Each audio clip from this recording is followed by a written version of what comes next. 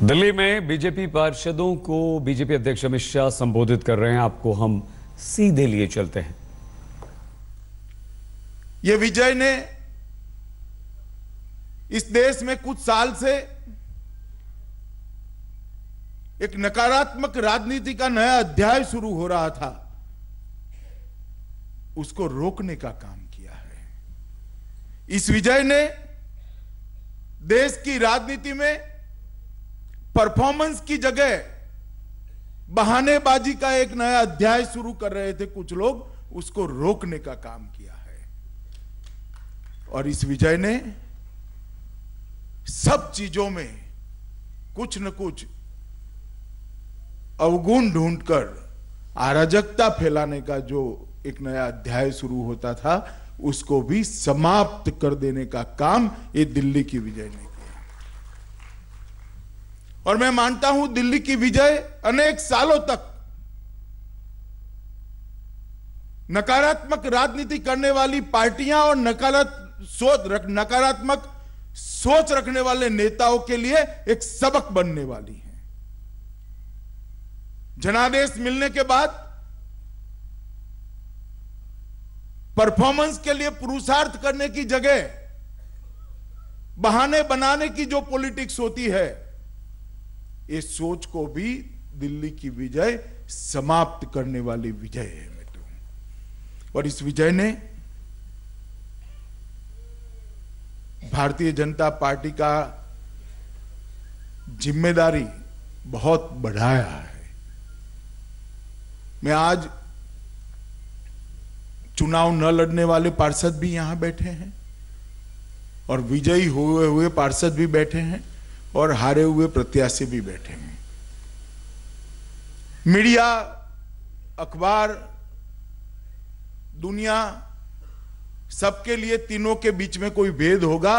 मेरे लिए तीनों के बीच में कोई भेद नहीं है। तीनों की जिम्मेदारी एक समान है, क्योंकि हमारे पार्षद जो चुनाव नहीं लड़े,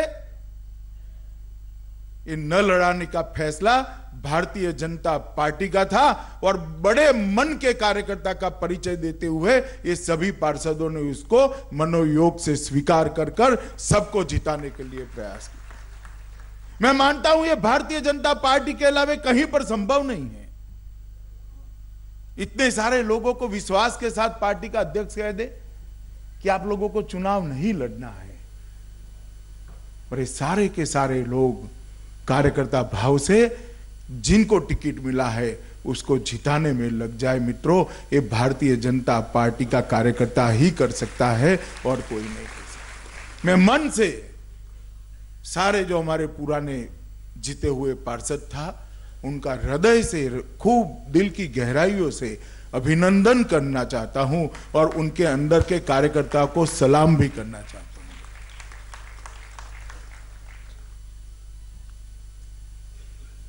और एक नए उत्साह के साथ, नए जोम के साथ,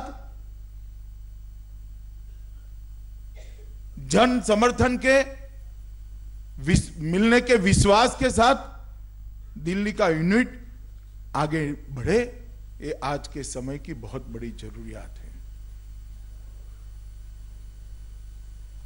और दिल्ली के यहां जो पार्षद बैठे हैं, संगठन के पदाधिकारी बैठे हैं, इन सबको मैं कहना चाहता हूं कि दिल्ली का चुनाव, नगर निगम का चुनाव, एमसीडी का चुनाव हमारा गंतव्य स्थान नहीं था, हमारा लक्ष्य नहीं था। वो दिल्ली की सरकार बनाने की नींव है, ये समझकर आपने एमसीडी को आगे बढ़ाना। जो पार्टियां पराजय को भूल जाती है, वो पार्टियां अपनी गति को रोक देती हैं। मित्रों, दिल्ली एमसीडी का नया टीम हर क्षण, हर पल, अहर्निश ये बात को याद रखे कि आप लोगों पर जिम्मेदारी है कि अगली दिल्ली विधानसभा के विजय की नींव आपके काम से दिल्ली की जनता के बीच में डालनी है। जनता ने जो विश्वास हम पर रखा है, वो विश्वास से जैसे फलदार वृक्ष धरती माता की ओर झुकता है, उसी तरह से ये विजय का, जनता के विजय का धन्यवाद करते हुए हम और विनम्र बने और जिम्मेदार बने और जवाबदेह बने, और तभी जाकर हमसे जो अपेक्षाएं रखी हैं मित्रों, वो अपेक्षाएं हम पूर्ण कर पाएंगे। हमारे सामने बहुत अच्छा उदाहरण है। 2014 के चुनाव में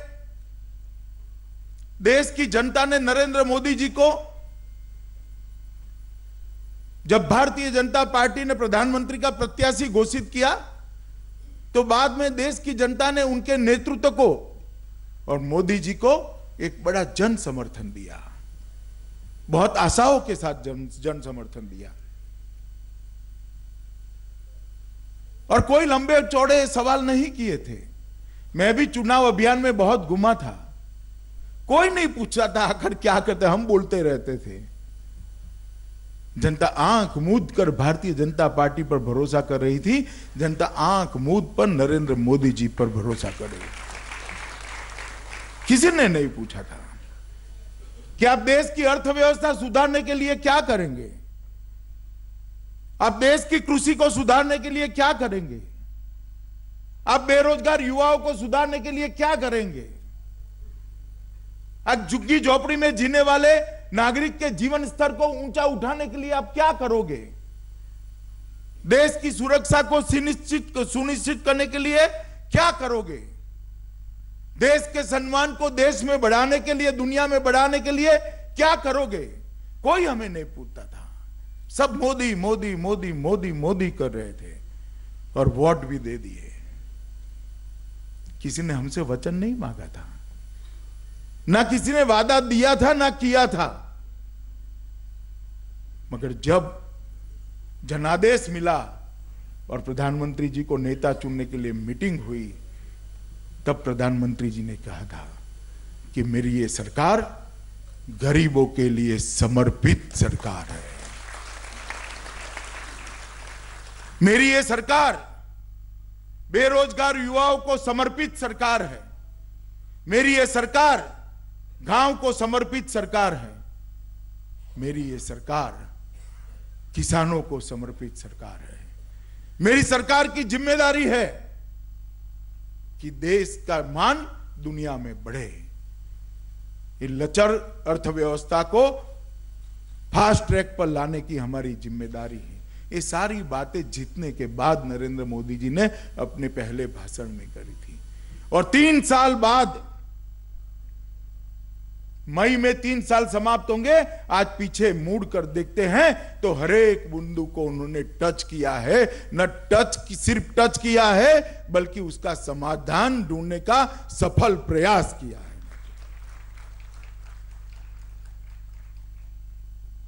जो लचर अर्थव्यवस्था हमें विरासत में मिली थी, आज दुनिया की सबसे तेज गति से बढ़ने वाली अर्थव्यवस्था हिंदुस्तान की अर्थव्यवस्था है। ये दुनिया भर के आर्थिक पंडित स्वीकार करते हैं। देश का किसान जिस तरह से बर्बादी की ओर बढ़ा जा रहा था, बहुत सारी चीजें देश के किसानों के लिए करने का काम नरेंद्र मोदी सरकार ने किया। चाहे वो फसल बीमा हो, चाहे सॉइल हेल्थ कार्ड हो, चाहे नीम कोटेड यूरिया हो, चाहे ई मंडी के कारण उसको मिलते हुए अच्छे दाम हो। बहुत सारा काम देश की कृषि को एक साथ ऊपर लाने के लिए प्रधानमंत्री जी ने किया है। मुद्रा बैंक योजना के माध्यम से देश के 7 करोड़ युवाओं को रोजगारी देकर नया रास्ता दिखाने का काम प्रधानमंत्री जी ने किया है। Stand up, startup, skill India और डिजिटल इंडिया के माध्यम से युवाओं को स्किल कर वैश्विक प्लेटफॉर्म देने का काम ये भारतीय जनता पार्टी की मोदी सरकार ने किया है। देश के गरीब के घर में, 2 करोड़ गरीब महिलाओं के घर में बोले चाले बगैर गैस का चूल्हा पहुंचाकर उसका जीवन स्तर ऊपर उठाने का काम ये भारतीय जनता पार्टी की सरकार ने। देश के 7 करोड़ घरों में शौचालय पहुंचाने का काम है भारतीय जनता पार्टी की सरकार ने किया है। मित्रों, दिल्ली के कार्यकर्ताओं को जो ग्रामीण परिवेश से नहीं आते उनको मालूम नहीं होगा ये तकलीफ क्या होती है। मित्रों, कल्पना करो एक 16 साल की बच्ची शौच क्रिया करने के लिए गांव में जब खुले में उसको बैठना पड़ता है, उसके मन में किस प्रकार का भाव होता होगा, कितनी शर्म महसूस करती होगी। जिसका जीवन अभी शुरू होना है, जिसको नागरिक बनना है, जिसको देश के विकास में अपना योगदान देना है, कंट्रीब्यूशन देना है, उसका आत्मविश्वास ये एक घटना से क्षीण हो जाता था। आज 7 करोड़ घर में शौचालय भेजने से माताओं बहनों को सम्मान के साथ जीने का अधिकार नरेंद्र मोदी सरकार ने दिया। इस प्रकार से सोशल एम्पावरमेंट शायद ही किसी सरकार ने करा होगा। कई सारी बातें हैं सरकार की, मित्र, मैं बोलना नहीं चाहता अभी क्योंकि आज का विषय ये नहीं, मगर मैं एमसीडी के सारे चुने हुए पार्षदों को कहना चाहता हूं कि कोई भी वचन दिए बगैर, और जनता की बहुत बड़ी अपेक्षा नहीं थी, इनकी तो ऐसी अपेक्षा थी कि सिर्फ एक बोलने वाला प्रधानमंत्री मिल जाए, बस उसकी आवाज सुनने को मिल जाए। ये मौन रहने वाले प्रधानमंत्री से परेशान हो गए थे। उनको लगता था मेरे देश का नेतृत्व तो कहां गया, दुनिया में कोई इसको सुनता क्यों नहीं है, बस इतनी ही अपेक्षा थी। मगर 3 दिन तक इस देश के प्रधानमंत्री ने 20-20 घंटा काम कर कर, अहर्निश काम कर कर, अपनी पूरी टीम को दौड़ाकर, संगठन को दौड़ाकर, मित्रों, देश के अंदर एक बहुत बड़े परिवर्तन की शुरुआत की है। और मैं कह सकता हूं कि छलांग लगाने का जो स्वभाव है नरेंद्र मोदी का, इसी के कारण आज देश को भी छलांग लगाने का मौका मिला है। मित्रों, मोदी जी चलते नहीं है, दौड़ते नहीं है, एक बड़ी छलांग लगाकर गंतव्य की ओर आगे बढ़ते हैं। मित्रों, इसी तरह से आज हिंदुस्तान दुनिया में बहुत आगे निकल गया है और यह हमारा प्रेरणा स्थान है। भारतीय जनता पार्टी के चुनावी राजनीति में काम करने वाले कार्यकर्ता का प्रेरणा स्थान क्या हो सकता है, जनप्रतिनिधि कैसा हो सकता है, सार्वजनिक जीवन में जनादेश मिले और जिम्मेदारी मिले तो किस प्रकार से काम करना चाहिए, जनता के साथ आज भी उनका संवाद है। प्रधानमंत्री होने के बावजूद भी, सिक्योरिटी से लेकर व्यस्तताओं तक की 50 बाधाओं होने के बावजूद भी, छोटे से छोटा नागरिक उनको गवर्नमेंट की वेबसाइट पर आसानी से संपर्क भी करता है और जवाब भी पाता है और मन की बात से शाबाशी भी प्राप्त कर सकता है। एक भी महीना नहीं है, ये हमारे रामलाल जी के जिम्मे है मोदी जी के प्रवासों के पहले की तैयारी करना। रामलाल जी इतने व्यस्त रहते हैं, वो सोचते हैं कि मोदी जी कितने व्यस्त रहते होंगे। एक भी महीना ऐसा नहीं है जहां देश के कोई कोने में इस देश का प्रधानमंत्री नहीं गया हो। 585 जिलों में से 300 जिलों का उनका प्रवास समाप्त हो चुका है। ये हमारे लिए प्रेरणा का आधार होना चाहिए।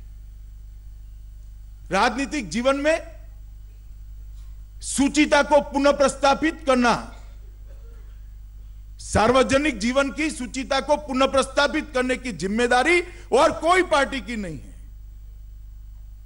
ना कांग्रेस की है, ना आप पार्टी की है। ये सुचिता को पुनः प्रस्तापित करने की, सार्वजनिक जीवन की समूची, न केवल भारतीय जनता पार्टी की, ये जिम्मेदारी भारतीय जनता पार्टी की है। मित्रों, हम ऐसा जीवन जिए कि जो उदाहरण बन जाए और उसी के कारण बाकी सारे ऐसा जीवन जीने के लिए बाध्य हो जाए, ये जिम्मेदारी भारतीय जनता पार्टी के कार्यकर्ता की है। जब आप आज पार्षद बनकर जा रहे हो तो लोगों की हमारे प्रति अपेक्षाएं हैं। हमारे प्रति अपेक्षाएं ये नहीं है कि हमारे जीवन में बदलाव आ जाए, हमसे अपेक्षा यह है कि उसके जीवन में बदलाव आ जाए। इसकी अपेक्षा यह नहीं है कि हम लोगों के जीवन में बदलाव आ जाए, उसकी अपेक्षा यह है कि उसके जीवन में बदलाव आ जाए। इसकी चिंता भारतीय जनता पार्टी के पार्षद ने करनी है। और आप लोगों की विशेष जिम्मेदारी है। अगर मैं अहमदाबाद, मुंबई, हैदराबाद के पार्षदों के साथ बात करता तो उनकी कम जिम्मेदारी थी। आपकी विशेष जिम्मेदारी है। दिल्ली देश की राजधानी है और दुनिया भर में एक मॉडल कैपिटल कैसा होता है वो बनाने की जिम्मेदारी मेरे सामने बैठे हुए मेरे पार्षदों की है। मित्रों, आपकी जिम्मेदारी है। न केवल हिंदुस्तान में, दुनिया में एक मॉडल कैपिटल कैसा होना चाहिए, उसका सामाजिक ताना बाना समृद्ध बनाना चाहिए, मजबूत बनाना चाहिए, उसकी प्राथमिक सुविधाओं से लैस बनाना चाहिए, उसको अंतरराष्ट्रीय स्तर का बनाना चाहिए, उसको सभी प्रकार के विवादों से मुक्त कर देना चाहिए, उसके शासन की प्रक्रिया वैज्ञानिक करनी चाहिए, उसके शासन में पारदर्शिता लानी चाहिए, उसका शासन लोकाभिमुख करना चाहिए। ये जिम्मेदारी दिल्ली के नए चुने हुए पार्षदों की, दिल्ली के प्रदेश अध्यक्ष जी की और दिल्ली की जो नई टीम बनेगी वो टीम की है मित्रों। और मैं मानता हूं और आप सबसे अपेक्षा भी है पार्टी को कि जिम्मेदारी को हमने बहुत बखूबी निभाना चाहिए मित्रों। ये जनादेश जो मिला है, ये जनादेश कोई छोटा मोटा जनादेश नहीं था। इतनी नकारात्मक राजनीति के बीच में भी आशा का दिया टिमटिमाता रहे। नकारात्मकता की आंधियों में, आरोपों की आंधियों में, अविश्वसनीयता के वातावरण की आंधियों में ये हमारा दिया जो जलता रहा, ये बहुत बड़ी आशा का द्योतक है मित्रों। और वो आशा को आपने मजबूत बनाना है। मैं फिर से एक बार कहना चाहता हूं कि विजय आपके जीवन में बदलाव के लिए नहीं है, ये विजय दिल्ली के गरीब झुग्गी झोपड़ी वाले के जीवन में बदलाव के लिए विजय है।